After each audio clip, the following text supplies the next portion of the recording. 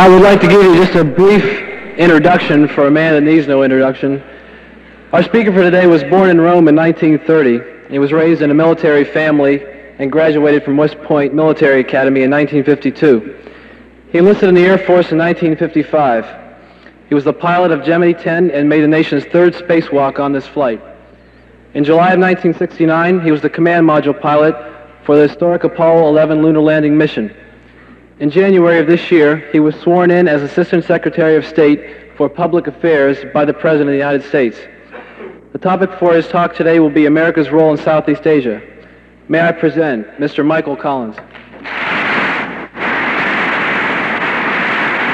you, Don.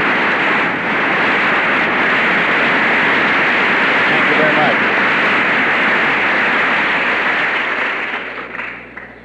Very nice to be here today. I very much appreciate the invitation. I was about to be late, but my Volkswagen homed in on Vienna due to the fact that starting about a half mile down the road, there were kids pointing this way, that way, and this way. So I made all the right turns, fortunately, which I never would have done without their help. So I'm sure Apollo 13 could have used that kind of help from you guys a week or two ago. I thought what I do today is I'm only going to, unfortunately, be here about 40 minutes. So rather than my talking 39 minutes, which I doubt if I could go that long anyway on this topic, but I thought I'd speak for a short period of time and then open it to any questions you may have about anything you want to talk about. I'm presently working for the State Department. My job is Assistant Secretary of State for Public Affairs, which, reduced to its simplest, is keeping open a pipeline of information between the Department of State and the American public. I'm particularly interested in keeping it open with young people who today frequently feel that they're sort of left out or isolated from the establishment. So I'm be happy to talk about those aspects of my job, or if you want to talk about space program or Southeast Asia or whatever may be on your mind, I'd entertain your questions. Charles Dickens opens his book, The Tale of the Two Cities, with the lines, "It was the worst of times, it was the best of times." Certainly the news from Southeast Asia recently has been none too happy. We have some 40,000 foreign communist troops invading Cambodia, which is a neutral country, or we hope to keep it a neutral country, but one which the communists have used as a base for attacks on Vietnam in violation of the Geneva Treaty of 1954. North Vietnamese troops penetrate Laos in violation of the Geneva Accords of 1962. And at Paris, there still, unfortunately, is no progress at the negotiating table with the Viet Cong, who demand our unconditional withdrawal of all our forces and a communist-imposed government in Saigon. Their refusal to negotiate continues despite the fact that we have met each of the successive conditions the communists have raised. We stopped the bombing of North Vietnam. We have begun withdrawal of troops. We have recognized the National Liberation Front, and we have agreed in principle to the withdrawal of all our forces from South Vietnam. And so without any agreement from the North Vietnamese rulers to let the people of South Vietnam choose their own course, under internationally supervised elections, the struggle to preserve the security and independence in South Vietnam goes on, with a weekly toll of lives, American and Vietnamese. The daily headlines from Vietnam, Laos, and Cambodia seem like Dickens's The Worst Time, but if the situation is viewed in the context of all of Southeast Asia, it may not be the best times, God knows, but at least encouraging times. As Dickens implied, times of change are frequently times of unsettlement, with apparent turmoil side by side with progressive development. And sometimes we're so mesmerized by the sensational of the worst times, and I think the media tend to promote this, that we miss noting the steady progress of the best times. For example, take a look at Indonesia. Here is a country with roughly half the population of all Southeast Asia. 4 years ago, there was a dictator, Sukarno, and he was talking about a Peking, Hanoi, Jakarta communist axis and was peddling a violently anti-American communist line. Since then, Sukarno has been ousted and the country has experienced an economic renaissance. Inflation, which was more than doubling costs each year, is now less than 10% per year. Less drastic, but no less significant, I think, is the progress in Thailand, the Philippines, and Malaysia. On the economic side, all of them have had growth in productivity ranging from 6 to 8% per year. Singapore, like Hong Kong and like Taiwan, is entering the big leagues in manufacturing and trade. On the political side, all of them held elections in 1969. Thailand for the first time under a new and a broader constitution. Looking beyond Southeast Asia, one sees the really economic miracle of Japan, which now has one of the most vigorous economies in the world. It's third in gross national product, having passed Western Germany. And South Korea, which 10 years ago was regarded as almost a hopeless case, now has what many consider to be the fastest growing economy in the world. I was in Seoul about 6 months ago, and that city is amazing. Its population is increasing at the rate of 500,000 people per year. And they're hard-pressed to find just water for them to drink, sanitary facilities, or houses for them to live in. But I think the South Korean government is coping with their problems extremely well, and they're a strong and staunch ally of ours in Asia. The same can be said for the Republic of China on Formosa. That island, which last year attained an economic growth of 9%, now provides technical assistance to some 27 of the lesser developed countries. And compare that percentage of growth with that of Red China, whose growth remains stagnated at about the 1960 level. Now, what do all these trends mean for the future?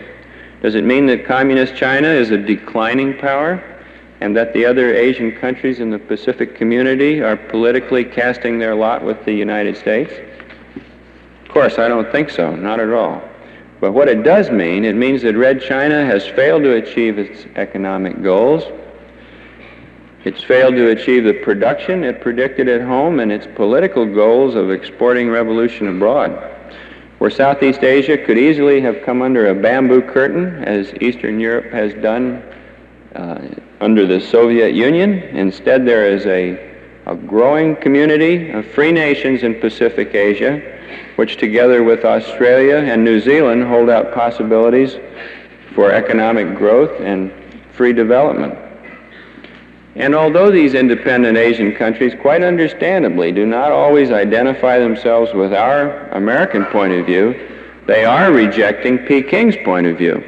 When Indonesia overthrew its communist regime, it was demonstrating the direction and pace of change throughout all Asia.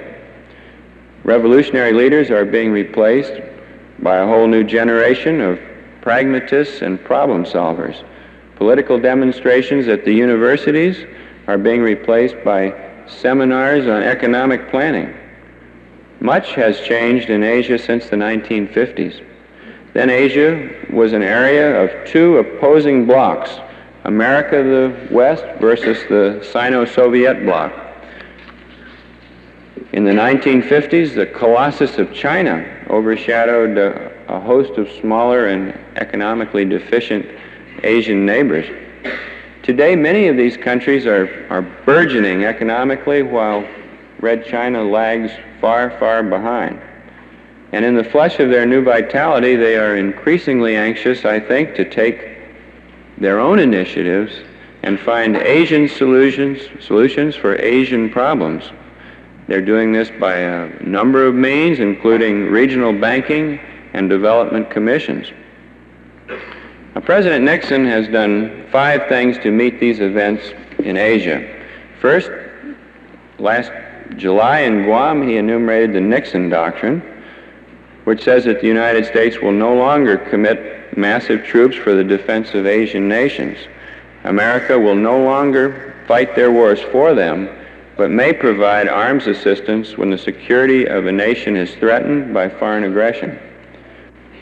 The Nixon Doctrine recognizes the new capability of Asian nations to assume their own defense. Secondly, President Nixon announced the Vietnamization of the war. So far, 115,000, slightly over, American soldiers have been withdrawn from Vietnam, and last week the President announced his intention to withdraw 150,000 more in the next year. This means that the primary function of our troops is to train and equip the South Vietnamese forces so that they will be able to assume the full responsibility for the security of South Vietnam. Next, the President has taken steps with regard to China and to Japan, two of the other Pacific powers besides, of course, the Soviet Union and ourselves. With our ally Japan, we have made an agreement to return Okinawa to Japanese control. Of course, we've been running Okinawa since the end of World War II. Then with China, we have relaxed some of our restrictions on trade and on travel, and we have indicated our interest in moving toward more normal communications with the 600 million Chinese on the mainland. Following that, we've made arrangements to resume direct talks with the Communist Chinese in Warsaw. Finally, the Nixon administration has officially adopted what we call a lower profile in diplomacy.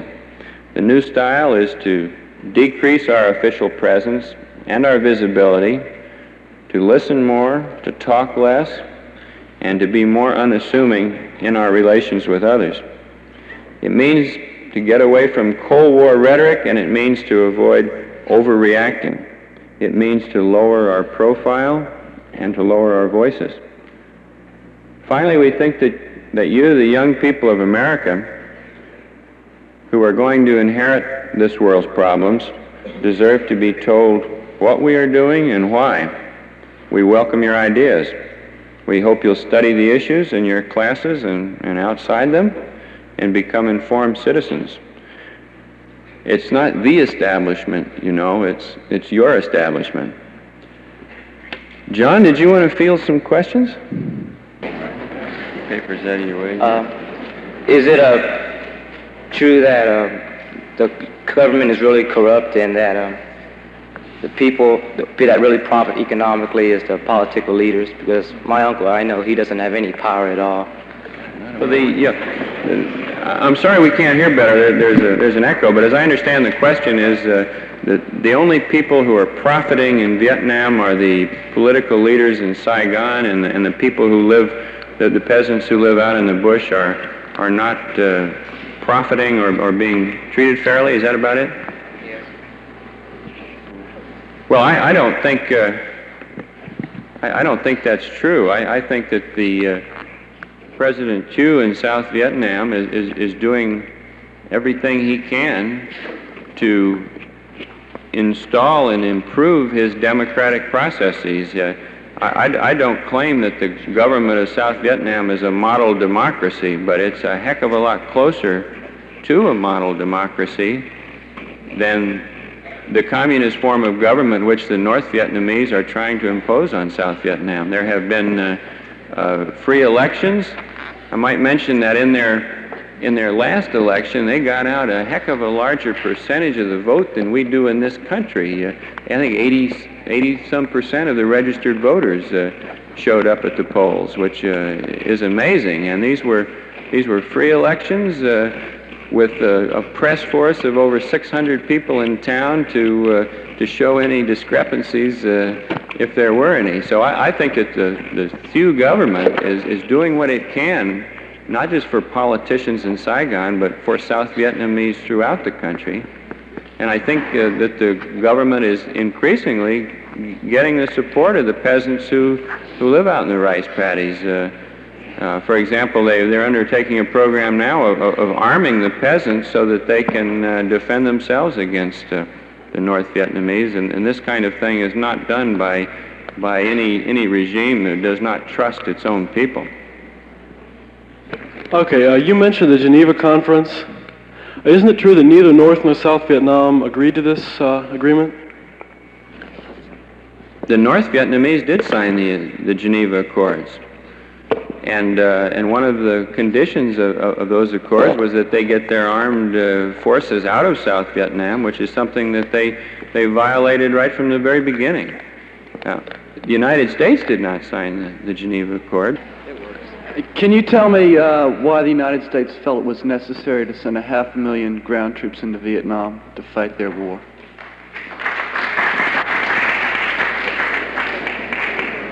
Can you tell me why the United States felt it necessary to send 500,000 ground troops into Vietnam? Yes, of course, the United States never had zero in there one day and then sent 500,000 in the next day. But over a period of years, going back to probably the early 1950s, when President Truman was president, we started helping the South Vietnamese. And as the years went by and more help became necessary, our force gradually grew to nearly 500,000 men to counter the invasion which the North Vietnamese were mounting against South Vietnam, to prevent the Hanoi Communist government from taking over South Vietnam. That's purely and simply why we got sucked into putting nearly 500,000 men over there, to prevent the spread of communism into South Vietnam, to prevent the people of South Vietnam from being unable to determine their own form of government. These are the reasons why we ended up sending people there.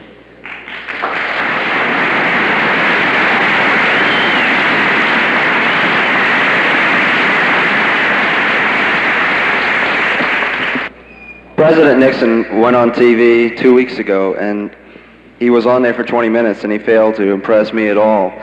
But he did mention two things, the troop pullout and that the Vietnamization was going very well.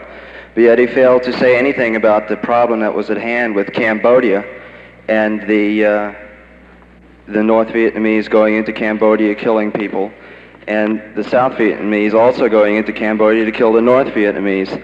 And you have also failed to say anything about this problem which is at hand. And I'd just like to know what the United States policy will be concerning Cambodia. Well, as you know, in Cambodia we've had a neutral country for some years headed by Prince Sihanouk, who recently got kicked out by the Cambodians themselves, and another government formed by a guy named Lon Nol. And Lon Nol appears to be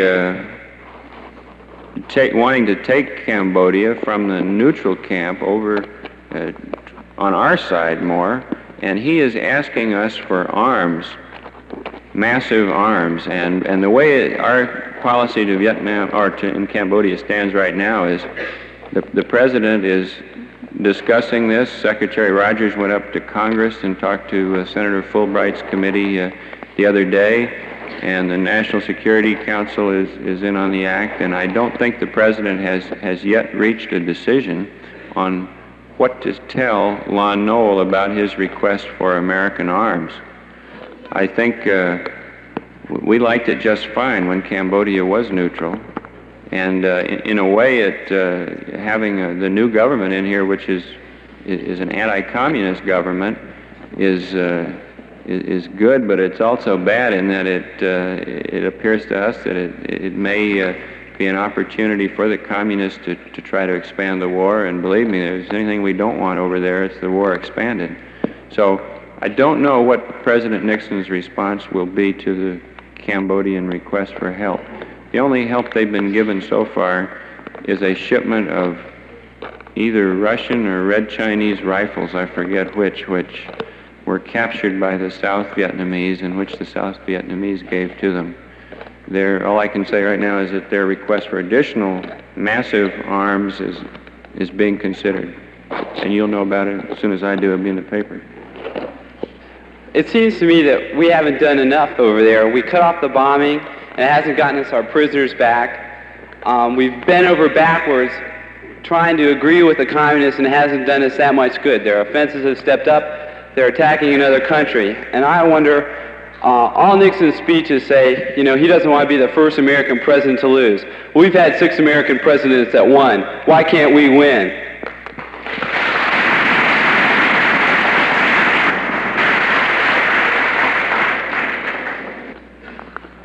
Well, I don't think, I think to go in there and quote, win the war, you'd have to go in and invade Hanoi, invade North Vietnam, and do to them what they are doing to the South Vietnamese.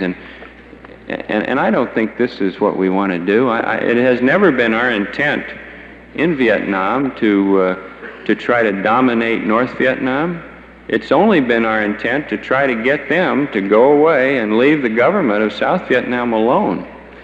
And I agree with you, we've been unsuccessful in doing that, but I don't think the solution lies in expanding the war over there. I think rather the solution lies in giving the South Vietnamese time to build their own forces, to build their own democratic processes so that they can stand alone and fight the invaders from the north. I think this is what Vietnamization is all about, and I think this is the most sensible way to proceed and our best hope for a settlement there.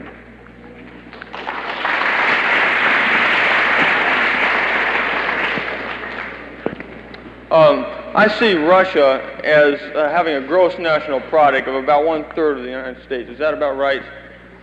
Yet they're trying to compete with us on the same worldwide basis all over the world in places like Egypt and North Vietnam and other places. They had a good space program, manned space program, until maybe we beat them to the moon. Then they seemed to stop it. Does that mean, or could that infer that they can't compete with us over the years, same way we are, having the same sphere of influences maybe we have over the world, and the only way they can do it maybe is to turn a little bit more capitalistic in their society and their government. If they want to they can't use true communism to compete with us. I don't know. I think it's a little bit tricky just to compare nations on the basis of GNP or gross national product. We do it all the time. Everybody's guilty of it, but although their GNP is a little less than half of ours, if I remember the numbers correctly, the percentage of that GNP which they put into these things that you're talking about is much greater, so that if you convert dollars to rubles, I would guess they're putting about the same number of rubles into these things as we're putting dollars in. Now, they can only do this at the cost of their own production at home, and if you've read about Russia, you know that in many ways it's a very advanced country, but also in many ways it's a very backward country. Their roads, their standards of housing, their clothing, their agricultural methods are way behind us. So they've neglected those areas of internal improvement to compete with capitalism in other parts of the world. Now, in the long run, that can only hurt the Russian people, but whether it will lead to, whether it will cause communism to change to capitalism, I flat don't know. I'd hate to predict that.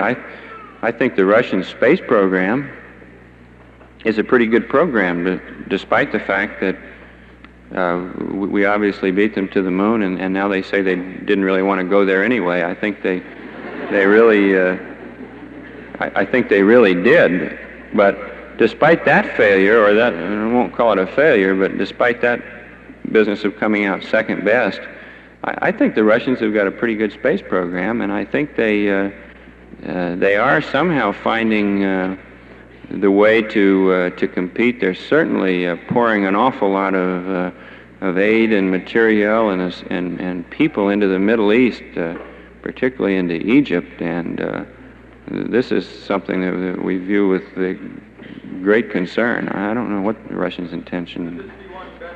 It's hard for me to understand how the Vietnamese War is a benefit to anyone, except the people of South Vietnam, who hopefully will be able to then choose their own form of government.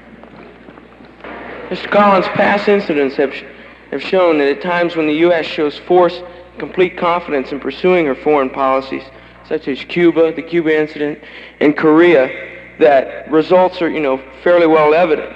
Since the famous domino theory in Southeast Asia is becoming more and more apparent and real, wouldn't a real U.S. show of force stop communist efforts in Southeast Asia? It seems the main question is now, where do we fight to stop the communists? Where?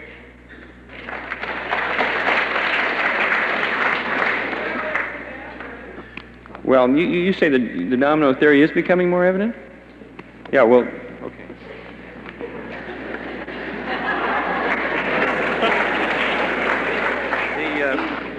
No, I think that's a very good and a very deep question. It's an unpopular view that the domino theory is becoming more evident. Most people say the domino theory is fallen into discredit. The domino theory is the one, of course, like falling dominoes. When one country goes, its neighbor goes and takes its neighbor. And if communism is headed down in Southeast Asia, it's going to go from Vietnam down until eventually it reaches Singapore and then jump over into Australia. And the next thing you know, we'll be fighting people in Seattle, Washington. That kind of a theory. I think the domino theory is as valid as it ever was. I don't think we're going to be fighting people in Seattle, Washington, but I think it is highly likely that if we don't do something to continue our efforts to spread the flow of communism into Southeast Asia, that they will, in fact, go right down the Malaysian Peninsula, because that's where the rubber is and the rice, and China needs that stuff, and China wants to dominate Asia and will, in fact, do so unless we stop it. Now, where do we draw the line?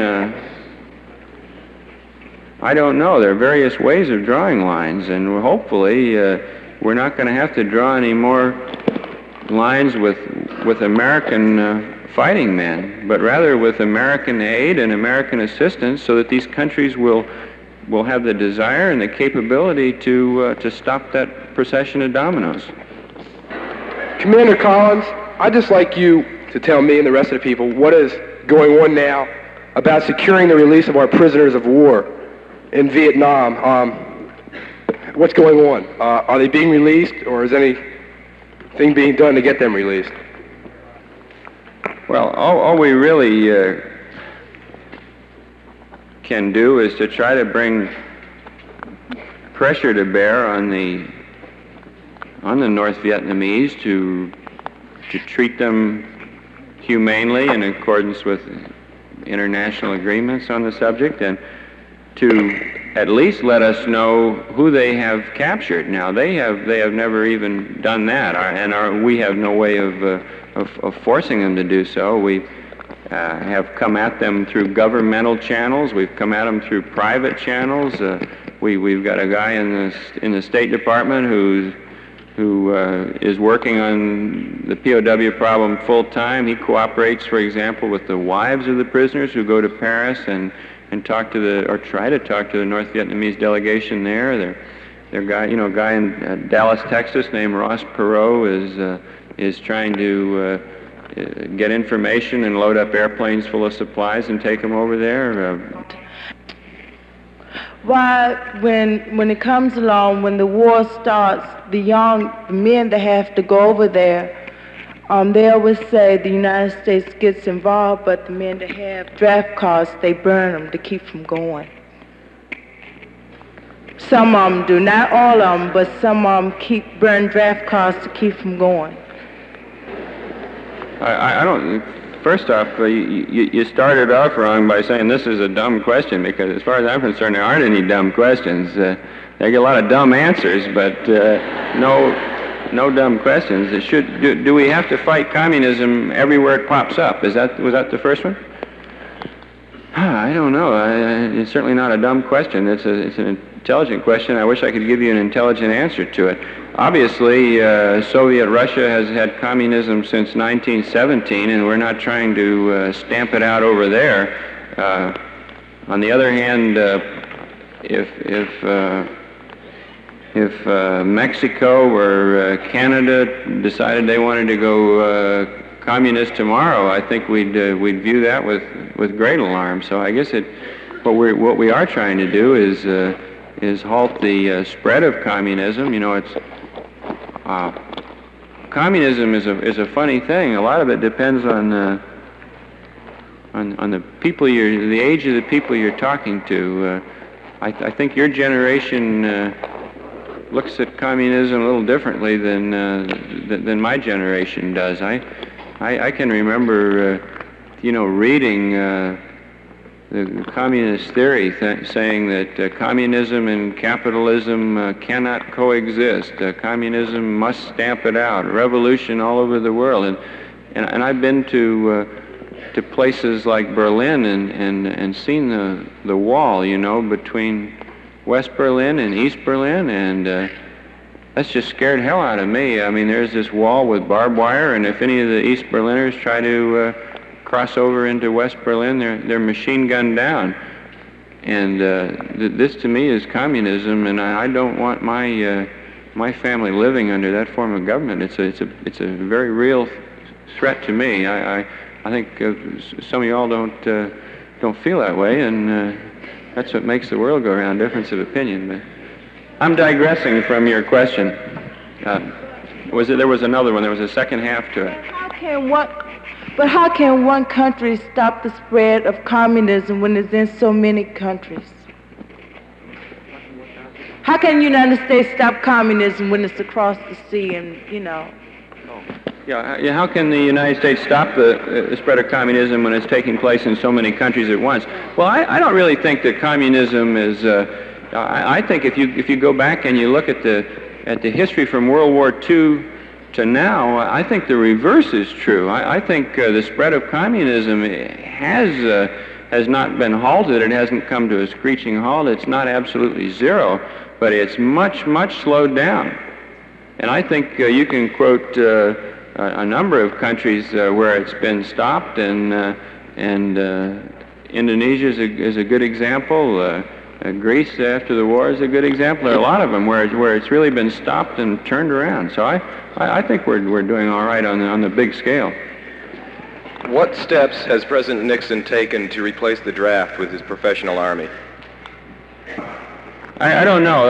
That's not my line of work. From what I read in the papers, he has, there have been studies that have said that all volunteer armies are good things, but the price tag that goes with those packages has been unacceptably high. So I think, and boy, I'm getting on thin ice here, I think he's trying eventually to use that as an ultimate goal and move in that direction, but he's not able to do that right now. As I say, unfortunately, it's not my line of work.